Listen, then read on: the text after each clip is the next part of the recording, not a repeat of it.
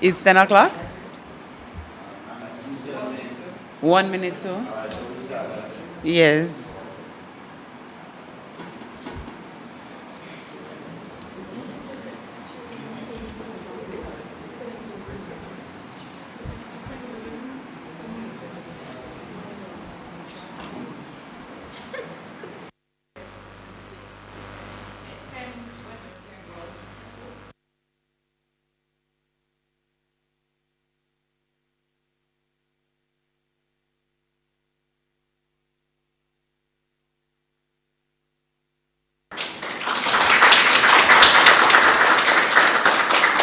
Hello and welcome to the second round in the public sector debate competition. I'm Tamika Gunmighty, Communication Specialist here at the Transformation Implementation Unit and host for this match here today. We are happy that you've joined us today, whether here at 6 Saxthorpe Avenue or online via our social media platforms. The competition got off to a great start in April with preliminary round 1, and teams did not disappoint. Today is day 2 of preliminary round 2. At the end of this round, 16 teams, the top 16 teams, will move on to the octafinals. If you have missed the action in round 1 or yesterday, remember you can catch up on the exciting matches either on our Facebook page or on our YouTube channel. Continuing the action today, we have with us the Universal Service Fund and the Judiciary of Jamaica, and they will be debating the MOOT. Be it resolved that the decriminalisation of marijuana in Jamaica has done more good than harm. We will now have our teams introduce themselves, beginning with the Universal Service Fund.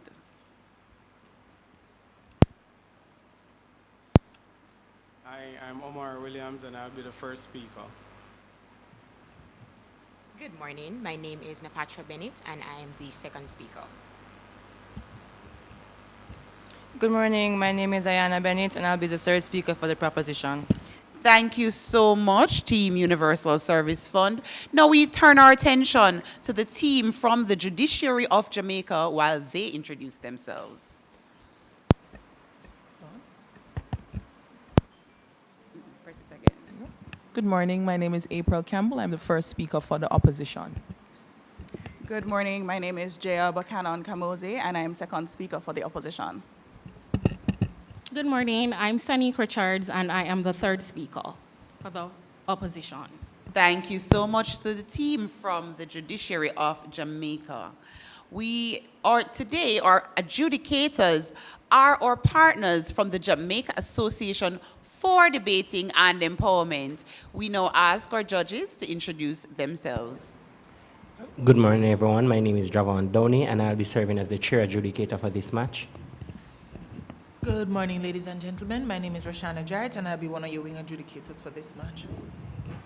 Good morning. I'm Curtis Wallace, and I'm a wing adjudicator.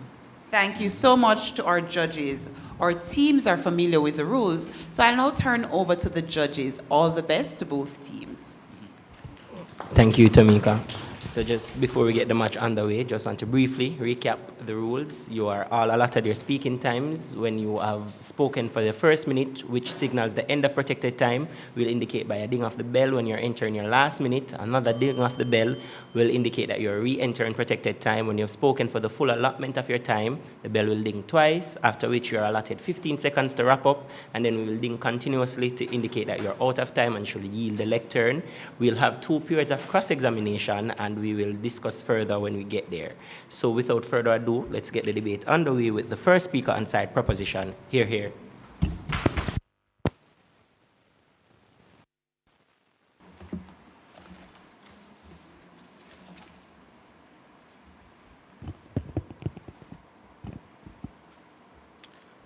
Mr. Speaker, esteemed judges, my fellow Jamaicans, we rise today to propose the motion, be it resolved that the decriminalization of marijuana has done more good than harm. We intend to prove this not just with statistics, but through lived experience, economic facts, and social truth. Let us define the motion clearly. Decriminalization. The possession of small amount of marijuana no longer results in criminal charges, but rather a ticketable offense. This does not mean legalization, commercialization, or free-fall usage. This debate is about whether that legal shift made in Jamaica in 2015 has produced more positive outcomes than negative ones for our people, our justice system, or our society. We interpret good to mean measurable improvements in justice, public health, economic opportunity, and cultural inclusion. Harm refers to any social, health, or legal consequences that might have worsened post-decriminalization. Our burden today is to demonstrate that the benefits outweighs the perceived harm, and that this reform was a necessary overdue correction. To prove this, I will begin by outlining the harms experienced before decriminalization, especially the criminalization of our youth and cultural groups. Then, I'll show how decriminalization has advanced justice and restored dignity. Finally, I will introduce how it has paved the way for economic and medical opportunities, points my second speaker will further expand. I am sure we have all heard about the case of Mario Dean.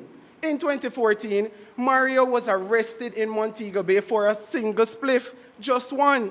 He was remanded in custody because he couldn't pay the $2,000 bail. Days later, he was found brutally beaten and later died from his injuries. His crime, possessing a small amount of marijuana. His fate, a death that shocked the nation and highlighted real dangers of criminalizing poverty and ganja possession. Decriminalization was never about promoting marijuana use. It was about making sure what happened to Mario Dean never happens again. Before 2015, Jamaica's marijuana laws were some of the most punitive in the Caribbean. Young men, especially from working class communities, Rastafarian communities, were routinely arrested and jailed for a single spliff. These laws didn't just clog our court system, they destroyed futures. In 2013 alone, over 2,900 Jamaicans were arrested for marijuana possession. This was a policy that disproportionately criminalized the poor. And what of the Rastafarian community? For decades, their sacramental use of marijuana was dismissed, mocked, and criminalized. Police raids, public humiliations, and arrests were a part of their lived reality. The 2015 amendment marked a turning point. For the first time, Jamaican law respected Rastafari rights, permitting possession and the use for religious purposes. With the amendment to the Dangerous Drug Act in 2015, Jamaica took a bold but balanced step, decriminalizing possession of up to 2 ounces, allowing for personal and religious use, and enabling medicinal research and licensing. This change has brought measurable good. Let us highlight 2 key ways. Since decriminalization, arrests for minor marijuana possessions have dropped dramatically. Police can now focus on real crimes. Citizens, especially young men, no longer face lifelong criminal records for minor infractions. And for Rastafarians, this reform marked long overdue respect to their religious freedom. This is not Point just of a theory. information. Not at this time. Former Minister of Justice Mark Golding stated in 2016, and I quote, "Remove the unnecessary burden from the justice system and reduce criminalization of young Jamaicans," end quote. According to the data from the Jamaica Constabulary Force, arrests for minor offenses fell by over 50% in the year following the law's passage. Not at this moment, my opponents. That translates into fewer broken families by incarceration, fewer court backlogs, and more young people able to seek employment, travel, and live without a criminal record hanging over their lives. Decriminalization opened the door to a budding medical cannabis industry. UWI and UTEC can now conduct research on marijuana therapeutic usage. Small farmers are beginning to see the opportunities in a space that once brought them persecution. This is a shift from ganja as a tool of punishment to ganja to a path of prosperity. Not at this moment. And let us not forget about the police. This reform didn't just protect citizens, it also freed up police resources. Officers now spend less time processing minor offenses and more time tackling serious crimes. This is efficient. This is justice rebalance. Now, let us address what the opposition will say. They'll claim that this has led to the increase of usage amongst young people. But the National Council on Drug Abuse has found no conclusive evidence that marijuana use amongst teens has spiked since the decriminalization. If anything, it has removed the forbidden fruit element and reduces thrill. Education and regulation remain in place. Discipline didn't die with decriminalization. It evolved. So what are we really debating today? Whether a law that has reduced incarceration, restored dignity, respected culture, and freed up law enforcement, and unlocked an health and economic potential has done more good than harm? This team says yes. We say yes to progress, yes to justice, and we proudly propose the motion. The proposition pauses. Thank you. All right, so we thank the first proposition speaker for a spirited opening to the debate, and now we transition to opposition to invite their first speaker to do same. Hear, hear.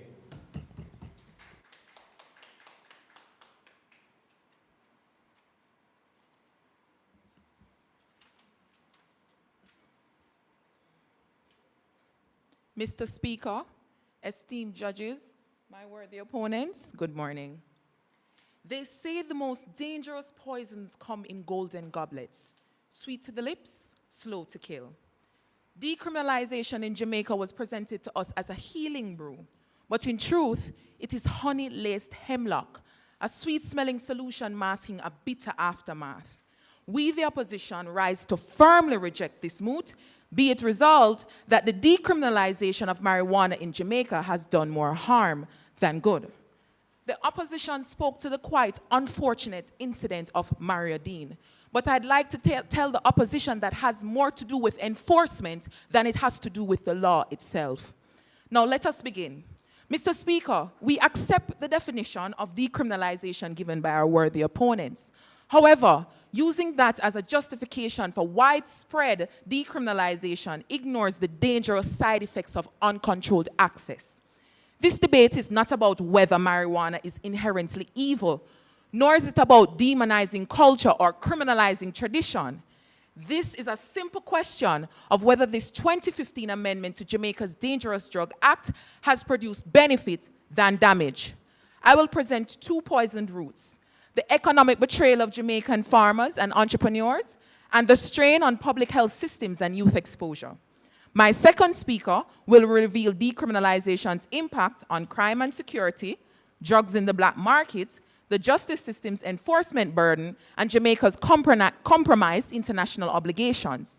My third speaker will deliver our arguments as the final antidote to remedy the proposition's poisonous arguments. Mr. Speaker, my first substantive point is what I call an economic betrayal. The small-scale ganja farmers, the very individuals who were prosecuted for the cultivation of ganja, were promised an economic revolution. They were told that ganja would at last repay the communities it once punished. Instead of uplifting these farmers, decriminalization enriched others far removed from the roots of the trade.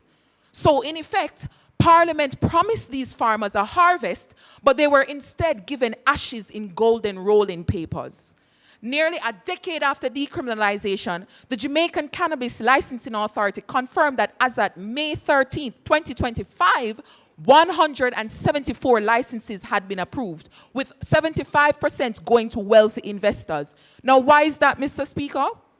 Mr. Richard Crawford, president of the Ganja Growers and Producers Association Jamaica, in the Jamaica Gleaner 2022, said that the stringent and overwhelming bureaucratic regime built an industry predominantly filled of big players.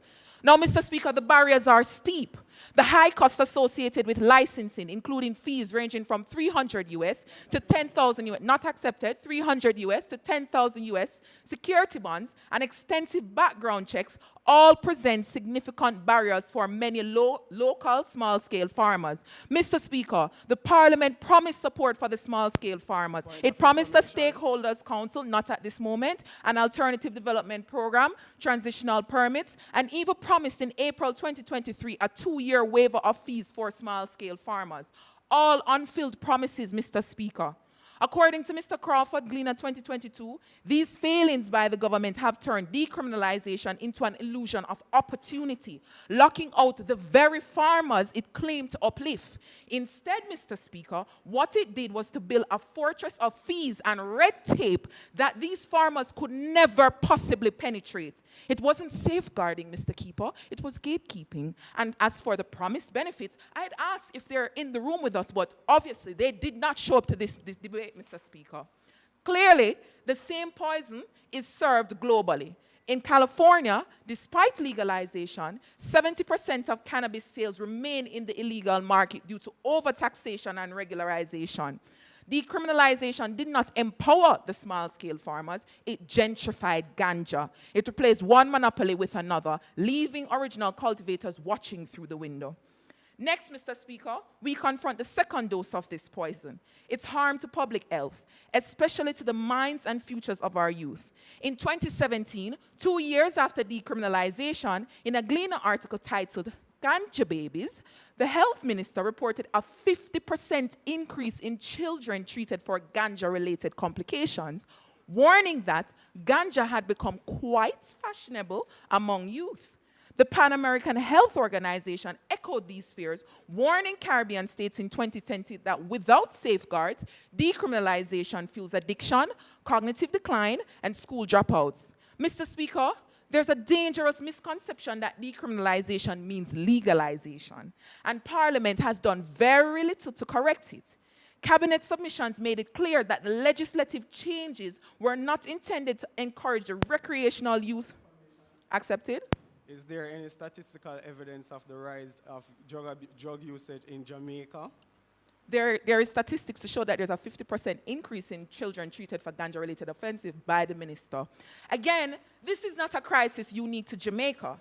Australia's National Drug Strategy Household showed that decriminalized regions had higher youth cannabis usage than criminalized ones. In Colorado, cannabis-related emergency room visits tripled within 4 years of legalization, particularly due to psychotic episodes in teenagers.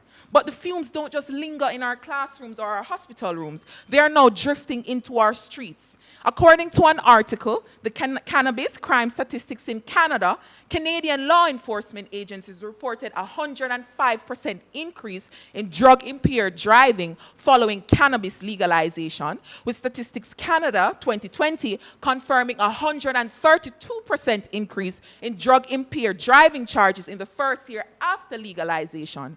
So, Mr. Speaker, we must ask, is this worth sacrificing our youth to a myth of harmlessness? The herb itself may not kill, but unchecked access poisons future.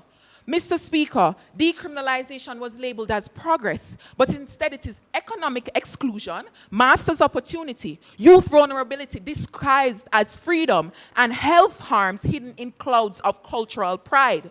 So we reject this motion, Mr. Speaker, not because we hate ganja, but because we love equity and safety more. I thank you.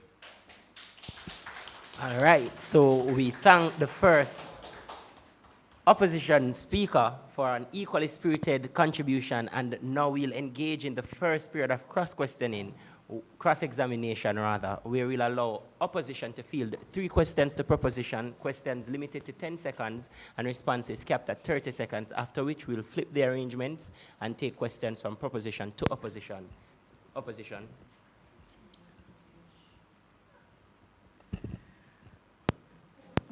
Proposition, are you aware that pre-decriminalization, criminal records for possession were discretionary and seldomly awarded save for extreme circumstances?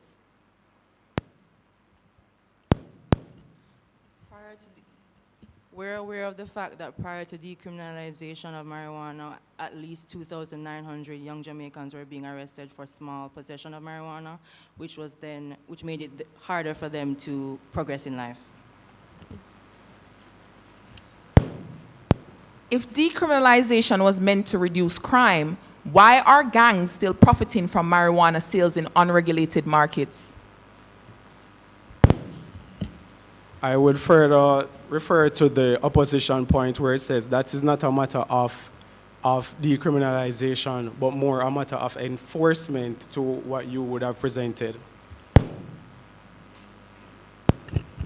How will the government prevent the economic inequality of large corporations monopolizing the newly legalized markets? Currently, as you previously mentioned in your speech, the government has an alternative development program targeting small farmers. And so far, they've onboarded 128 small farmers as of 2025, with more to come in future. So there's little to no chance of big businesses monopolizing the industry. We thank opposition for their questions, and now we'll entertain the questions from team proposition. Okay, first question is, you mentioned that only big businesses would benefit. However, I'd like to point out or ask, without decriminalization, how would anyone legally benefit from cannabis? We have to balance competing interests here. That's public safety and that of small-scale farmers. We are now seeing where it is causing more harm. So I know you would agree with me that at the end of the day, the public interest would outweigh that of small-scale farmers. And we've seen where it's not working in any event. Okay, in that regard, what exactly is your alternative to the decriminalization of marijuana? We believe that it should be illegal completely, with there being exceptions to that of for medicinal purposes and that of religious purposes, where the government will have licensed distributors that will service both the Rastafarians and that of the medical community.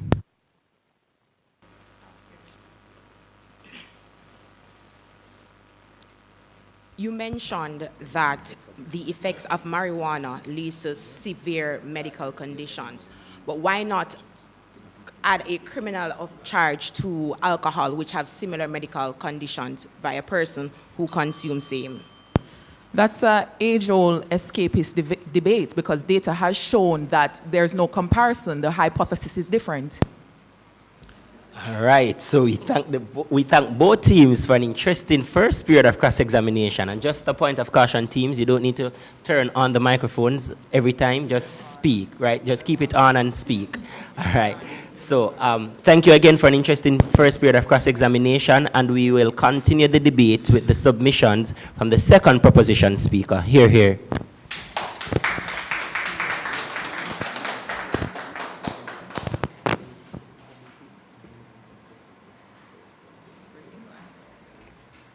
Mr. Speaker, esteemed judges, and worthy opponents, the opposition raised concerns that increased access to marijuana fosters moral decay through widespread abuse and questions surrounding whether decriminalization of marijuana truly benefits Jamaica. This argument is not supported by credible research, as the National Council on Drug Abuse has reported no conclusive evidence of increased marijuana use among teens since the 2015 legislative review. Now, my teammate demonstrated that decriminalization of marijuana has reduced arrests, eased the burden on our justice system, and restored dignity to communities historically targeted due to outdated drug laws. I will now demonstrate to you how this reform created measurable benefits in three key areas: economic opportunity, medical advancement, and public safety efficiency, proving to you that the good doesn't just exist, it outweighs the harm. The first three benefits surrounds economic opportunity and job creation. Decriminalization of marijuana cleared the way for a regulated medical cannabis industry, an industry now proudly Jamaican. Today, corporate entities like Epican and Jacana, owned and operated by Jamaicans, are thriving in cultivation, processing, and export. These are job creators, employing local talent ranging from rural farmers to trained lab technicians. According to the Green Organic Dutchman 2019 financial report, Epican achieved nearly 53.9 million Jamaican dollars in sales within just 3 months, and another 85.9 million Jamaican dollars between July and December 2018. That's evidence of real economic activities fueling growth.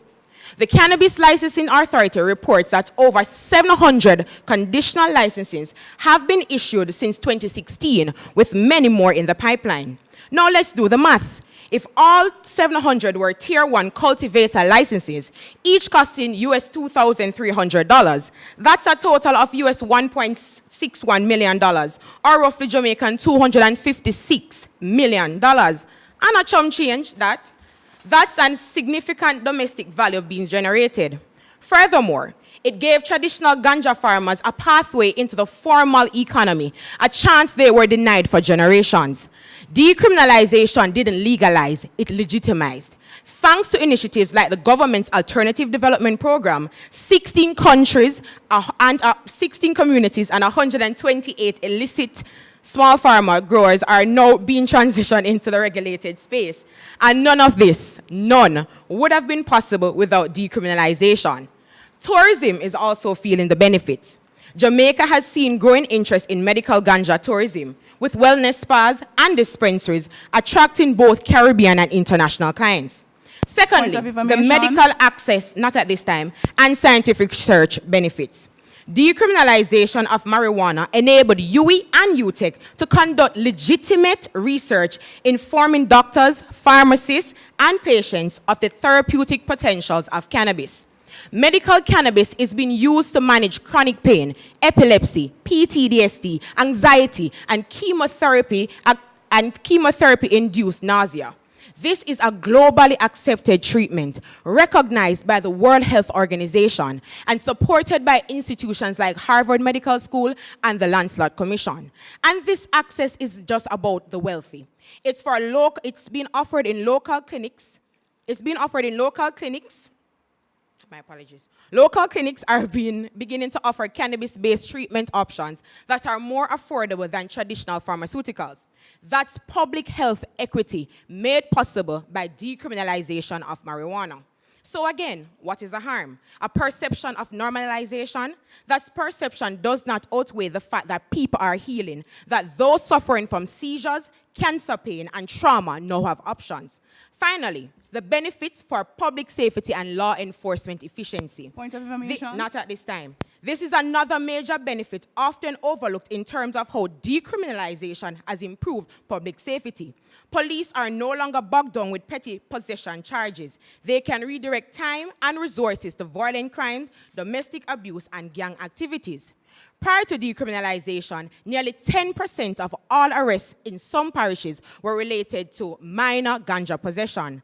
That meant thousands of man-hours spent processing cases for possession of a spliff that never needed to clog up our justice system. Since then, officers have been able to focus on what truly endangers our community. In 2022, the JCF reported improved clearance rates for serious crimes, partly due to workload relief from processing the possession of a spliff, resulting in smarter law enforcement strategies. So where are we now? Thanks to decriminalization, more Jamaicans are working legally, our scientists are innovating, increased GDP, reduced case backlog in our justice system, and our people are healing with dignity, not fear. Mr. Speaker, this is what real reforms look like. And when we weigh the scale, what we've gained in jobs, health, justice, and safety clearly outweighs the speculative arms being pushed by the opposition.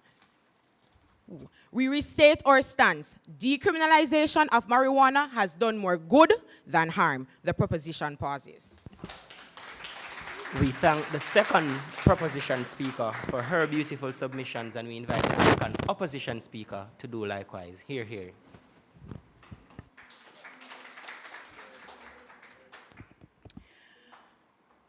Mr. Speaker, honorable judges, my worthy opponents, and the audience, good morning.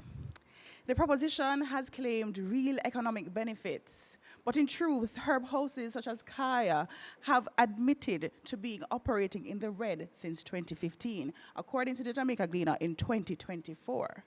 Mr. Speaker, my first speaker has already begun the antidote to the dangerous narrative peddled by the proposition that decriminalization is progress. Let us be clear, this is not legalization. It's not freedom. It's a spliff with lizard tail, powerful and deadly. As the second speaker for the opposition, I will reveal 3 toxic effects of decriminalization: the persistent and thriving black market and its link to crime, the enforcement challenges now plaguing our justice system, and Jamaica's international obligations that we continue to compromise. But Mr. Speaker, before I continue, let me address the Rastafarians in the room. The proposition speaks of their empowerment and religious freedom through decriminalization, but in fact, what they granted was permission to bring near unlimited amounts of marijuana under the guise of sacramental use. This is not religious freedom. It's unchecked access and legal laziness dressed up as reform. Not only this, Mr. Speaker, but they continue to complain of prosecution and harassment. Rasta would say, Mr. Speaker, Babylon gives with one hand and cuts the lock with the other. Now to my first point, Mr. Speaker, despite the decriminalization, the black market in Jamaica is not only alive, it is thriving. In 2024, Dominican authorities intercepted over 1,000 packets of marijuana smuggled from Kingston and bound for the UK, according to Loop News. And the JDF Coast Guard seized 2,600 pounds of marijuana from a vessel offshore in St. Thomas. The 2025 U.S. International Narcotics Control Strategy Report underscores this reality, citing Jamaica as a major marijuana producer enabled by corruption and weak enforcement. Mr. Point Speaker, of information. accepted. I'm not sure, but I thought we're debating decriminalization and not legalization. That is exactly what we're debating. Mr. Speaker, I think we all know these exports did not go through customs unless we mean bigs with the boat. Decriminalization has not dismantled the black market. It has cloaked it in legality. Traffickers exploit legal loopholes while enforcement officers struggle to distinguish between lawful use and criminal trade. Worst yet, Mr. Speaker, is this false sense of liberalization has opened the floodgates for more dangerous substances. As dancehall artist Skeng said, Molly get pop, whole place get hot. And that is exactly what is happening. As the state loosens its grip on marijuana, new, more potent and perilous drugs are filling the void and wreaking havoc on our communities. Mr. Speaker, we have not purged the poison, we have changed its flavor. Decriminalization has become a breeding ground for chaos, confusion, and criminality. Mr. Speaker, speaking of smoke screens, decriminalization was meant to ease the burden on our legal system, but it's now choking it in the very same way unenforced public smoking chokes us all. The proposition twists the truth, crediting decriminalization for reduced court backlogs. But that progress is due to the Honorable Chief Justice's case management reforms. Before decriminalization, the law was clear. Possession equals illegal. Now, officers on the ground are asked to guess the quantity of marijuana by sight, often without a scale, opening the door to inconsistency, mistrust, and taxpayer-funded lawsuits. The law, Mr. Speaker, in its current form is without clarity. It's a bed without a head, a glorified table.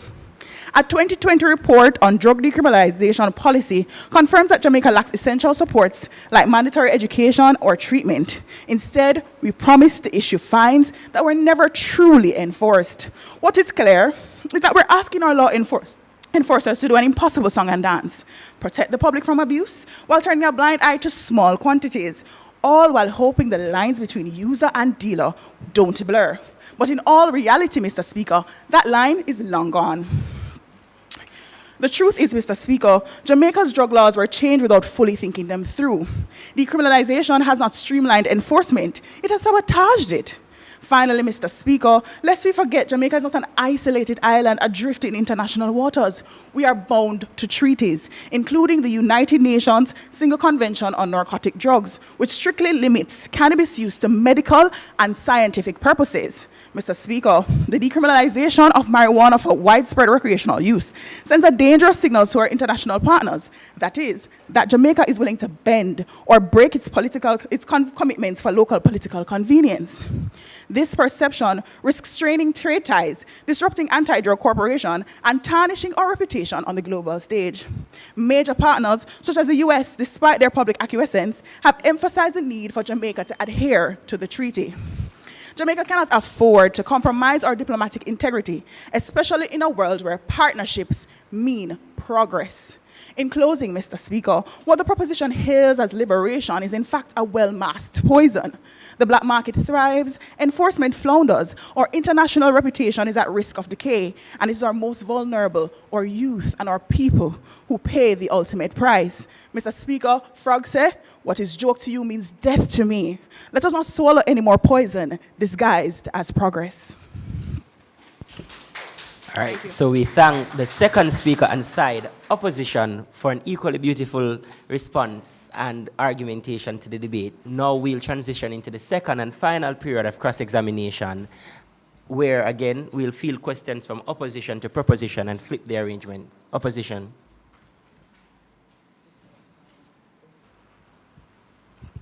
Are you suggesting that all harms associated with decriminalization are acceptable collateral damage?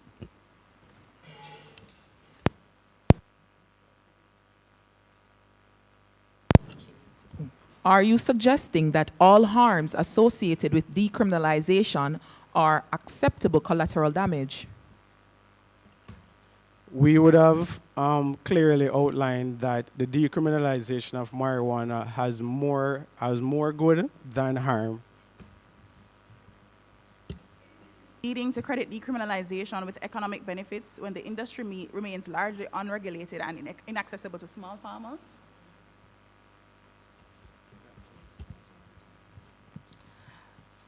To answer your question, it is a matter of policy enforcement. However, it still stands that the cannabis industry at present is projected to bring in over US $44 million, and therefore it is a industry that will be economically great for Jamaica.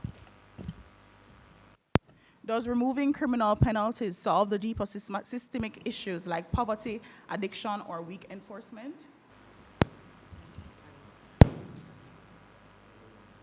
We believe that once we are arresting persons for small amount of marijuana, will further enroll persons into poverty and criminalized activities. So that's why we believe that decriminalization will further bring more good than harm. All right, so we thank side proposition for the opposition rather for their questions, and now for the questions from side proposition. You have pointed out challenges with regulation. How does that prove that legalizing or making it illegal would be better? As it stands right now, because there are regulation issues, there is untapped, unfettered access to marijuana as it stands. I would think that it would be better for it to be illegal and it act as a detriment than it be decriminalized.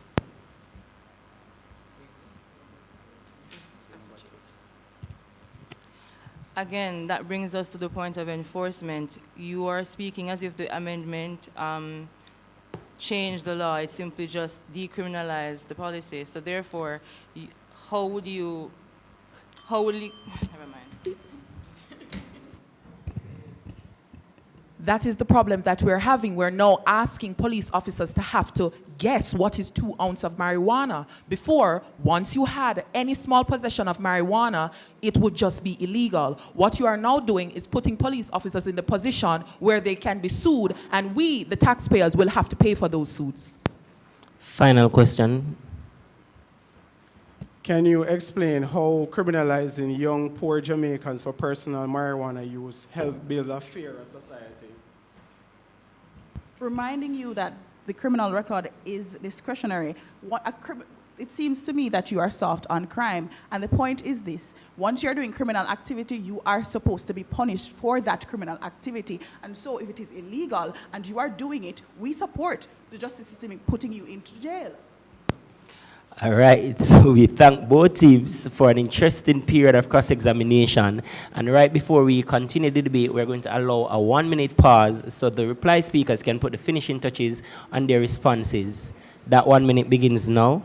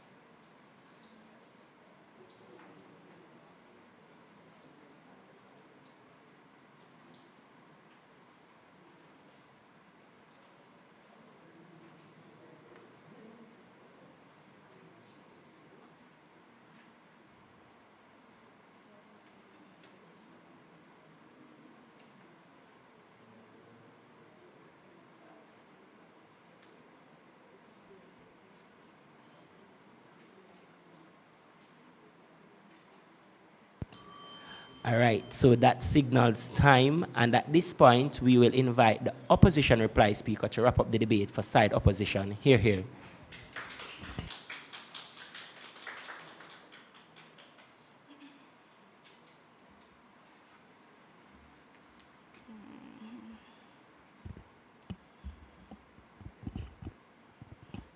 Mr. Speaker, adjudicators, and our friends from USF, I rise to give the final dose of the antidote to the poisonous arguments presented by the proposition.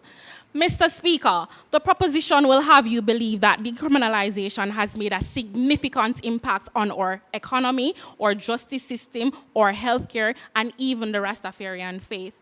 But Mr. Speaker, let us consider the facts. Firstly, the argument concerning economic gains is misguided and without merit. Mr. Speaker, afford me this opportunity. Google it, and I'll wait. But the answer is very simple. Google the profits Jamaica has made since decriminalization. The answer is very little. Mr. Speaker, several herb houses, inclusive of Kaya, have complained of being in the red up to 2024, with Kaya reporting having to have diversified its offerings just to make ends meet. And this is according to the Jamaica Gleaner.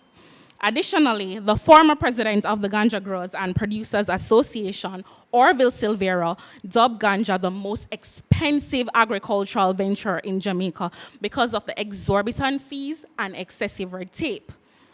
Now think on this, Mr. Speaker. In the 10 years post-decriminalization, 174 licenses have been approved by the CLA to date, with 24.22% going to small-scale farmers. Where then is the economic benefit? Secondly, Mr. Speaker, the proponents have claimed that decriminalization has reduced the backlogs in our courts. But we have clearly shown that the reduction was due to the implementation of the differentiated case management system and other time standard-driven initiatives commenced by the Judiciary of Jamaica in 2016. Additionally, according to our court statistics, the number of marijuana-related offenses have remained largely unchanged since decriminalization. What then has changed, Mr. Speaker, is the new burden placed on law enforcement. Police now have to contend with unregulated edibles, public smoking violations, and growing youth delinquency tied to marijuana use. We did not lift a burden, we shifted it.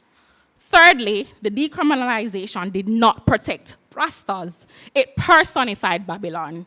In a 2024 Gleaner article, Rastafarians complained of ongoing persecution following decriminalization. Moreover, decriminalization left sacramental use largely up to the discretion, allowing near unlimited amounts of marijuana to go unchecked without any repercussions. The government should have regulated licensed distributors to service both the medical and religious communities through prescriptions and religious IDs. Fourthly, Mr. Speaker, the proposition has claimed that medical marijuana has assisted Jamaica. We have clearly shown the significant harm suffered on our health system and our youth. Post-decriminalization, youth usage soared. Student marijuana interventions increased by 54%.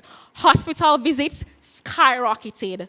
Today, half of clients in drug treatment centers are there for marijuana. In 2017, the health minister reported that 90% of youth treated in drug centers were treated for ganja, with a rise in the admissions for cannabis-induced psychosis. Additionally, Mr. Speaker, the experts have maintained that long-term marijuana use, especially among youth, causes a steady decline in IQ. Just look at our CSET results, Mr. Speaker. Our children are at the back of the class without subjects. Mr. Speaker, we are now trading criminal records for medical records. Marijuana-related traffic accidents and fatalities have increased in Jamaica, and this is according to the National Road Safety Council. The black market still thrives, international treaties are strained, and crime Still present, but now more sophisticated. Now, in concluding, Mr. Speaker, the proposition has presented theoretical benefits, but we have demonstrated that the harms to health, youth, justice, and dignity far outweigh the good. And as for our opponents, the Universal Service Fund, tasked with bridging the digital divide, will you continue to support a policy which cloud young minds with smoke and poison their ambitions? Are you building a digital bridge or a ganja gap that will poison Jamaica's future? Thank you. We thank the opposition reply speaker for rounding out the debate in fine fashion on that side of the House. And now to close out the debate for side proposition and in totality, we welcome the proposition reply speaker. Hear, hear.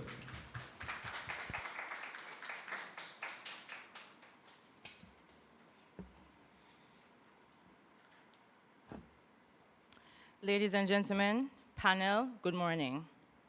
Let's be real for a second. We've heard a lot from the other side that decriminalizing marijuana has opened the floodgates. More teens lighting up, a spike in harm, missed economic promises.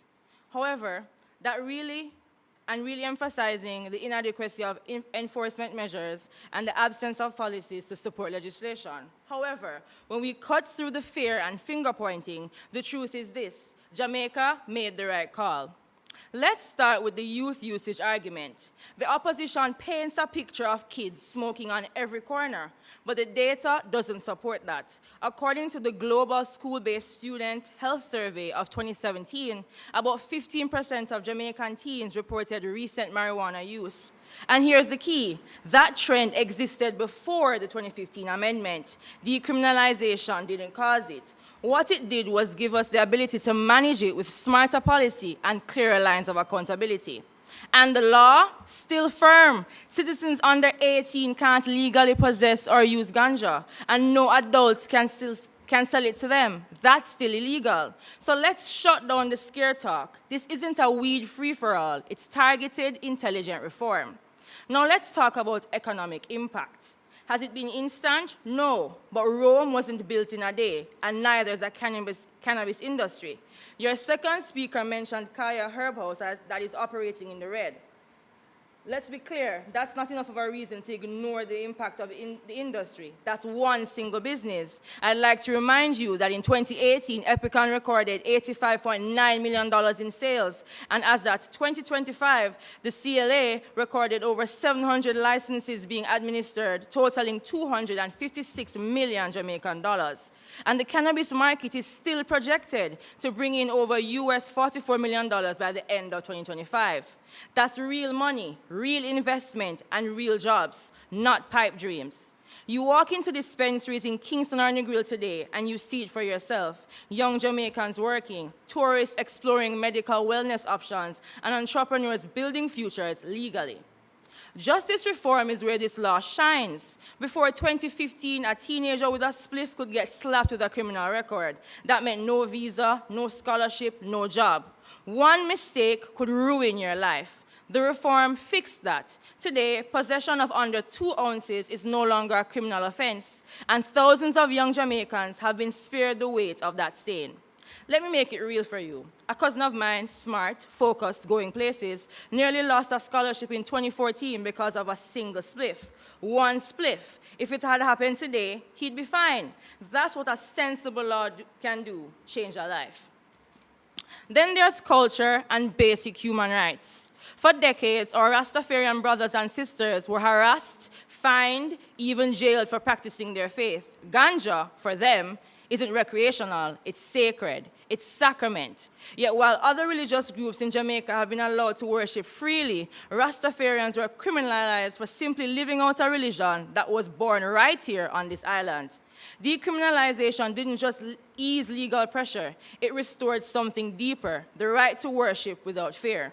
Even Prime Minister Andrew Holness has publicly reaffirmed the government's commitment to religious freedom and diversity, calling it both a legal and moral duty. So how remiss of you to suggest that granting religious freedom and dignity to a faith indigenous to our own island, a faith long marginalized and criminalized, has somehow done more harm than good. Respecting Rastafarians' right to use ganja isn't just about policy, it's about dignity. It's about catching up to the very values we claim to uphold. Now, is it perfect? No. However, decriminalization has reduced the red tape associated with the retail of marijuana. The government's Alternative Development Program has onboarded 128 small farmers, with more expected in the future. The opposition focused on a lack of proper enforcement and not the amendment itself. Let me remind you of the actual changes or benefits. Fewer young people getting locked up for a spliff, a growing legal industry creating opportunity, cultural respect for Rastafarian communities, a justice system that finally feels a little more just. Opposition said decriminalization caused harm. We say it corrected injustice. They said it opened the floodgates. We say it opened the door. They called it a failure. We call it the foundation. Let's not miss the forest for the bush. Decriminalization has solved many problems. It did more good than harm. And if we keep investing smartly, regulating fairly, and supporting those left out, we'll see even more good in the years ahead. The proposition rests. We thank the proposition reply speaker for a beautiful delivery of a reply speech. Yes, you know, hand over to Mrs. Godmighty. Thank you so much, Yvonne. Very compelling arguments for and against the MOOT. Be it resolved that the decriminalization of marijuana in Jamaica has done more good than harm. Ladies and gentlemen, give both teams another round of applause. For those of you on social media, we want to continue the conversation. Are you for or against the MOOT? Please share your views in our comments section.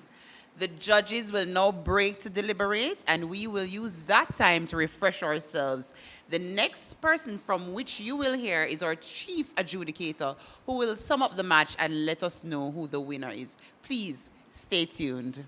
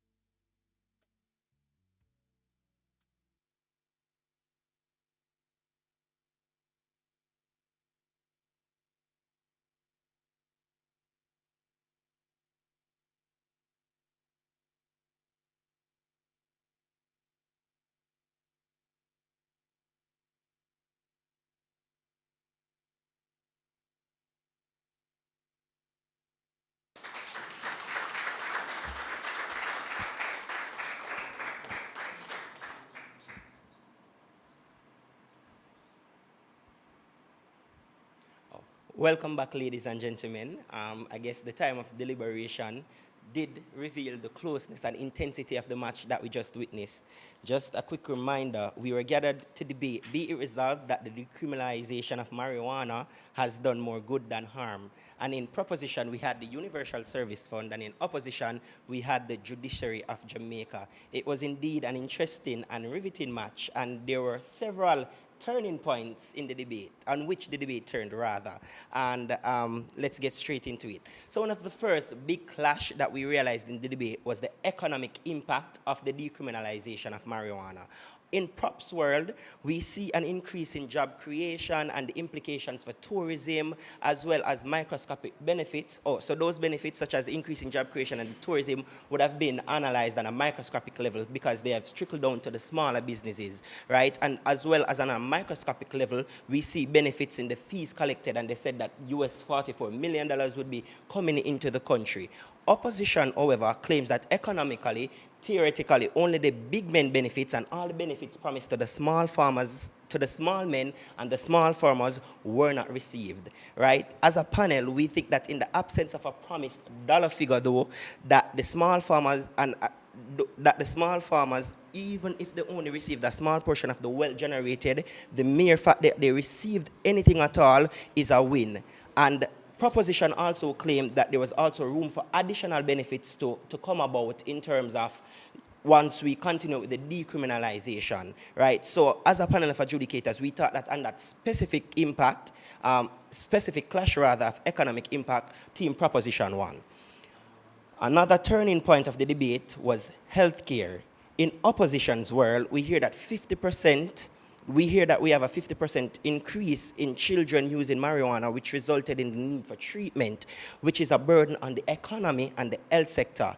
This also, they claimed, had adverse educational impacts for young Jamaicans. In proposition world, however, we hear that medical spas exist and that they use marijuana as a cheaper alternative for medicinal use for chronic pains and epilepsy, among other illnesses. And we as a panel of adjudicators think that on that specific healthcare clash, that team opposition won.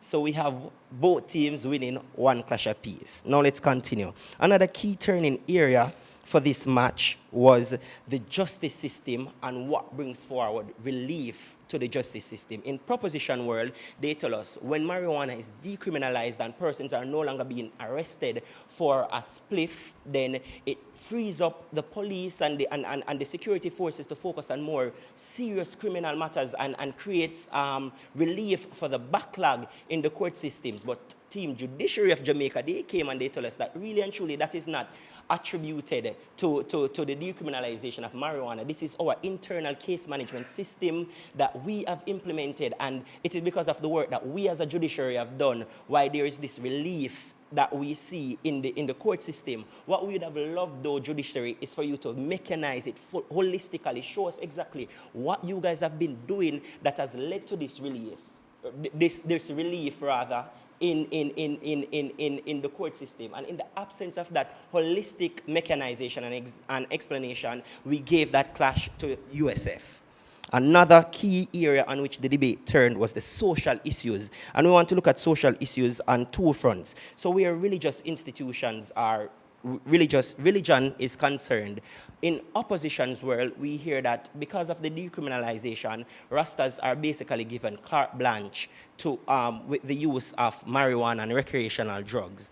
And we buy that because the team proposition didn't explain to us if the same 2-ounce limit is still applicable to Rastafarians and how does the decriminalization help them, right? But another social issue that we hear coming about is the impact that it has on Jamaican citizens, the everyday citizens. In team proposition world, they tell us that, okay, when marijuana is decriminalized, we don't have many young persons being charged and being arrested for a spliff, right? And that opens the door for mobility towards them because they will no longer have a criminal record.